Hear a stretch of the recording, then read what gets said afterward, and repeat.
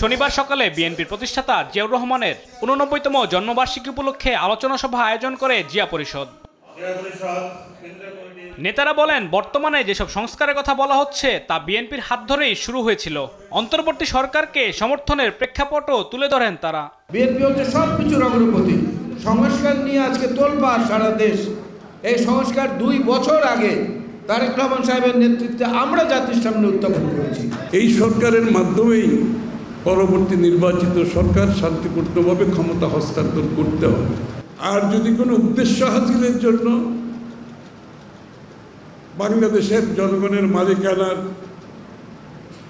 নির্বাচনের মাধ্যমে ক্ষমতা হস্তান্তর বিষয়ে যদি অন্য কোনো পরিকল্পনা থাকে গণতন্ত্রের বাইরে, সেটা বোধহয় ভালো হবে।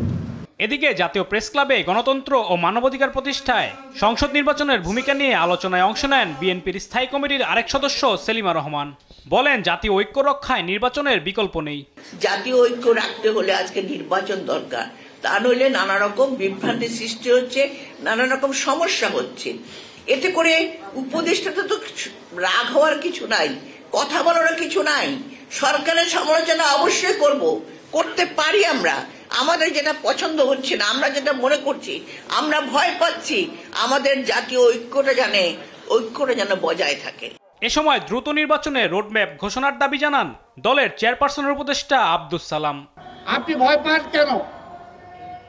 আপনার ভয় পাওয়ার তো কোনো কারণই নাই। এই কারণে বলবো, বরঞ্চ দেশ নিয়ে যারা ষড়যন্ত্র করছে, স্বাধীনতা নিয়ে যারা ষড়যন্ত্র করছে, সেই ষড়যন্ত্রের মোকাবেলা করতে হলে নির্বাচন দরকার। নির্বাচনের নিয়ে একটা ম্যান্ডেট নিয়ে একটা সরকার দরকার। আলিমুজ্জামান সাফওয়ান, দেশ টিভি, ঢাকা।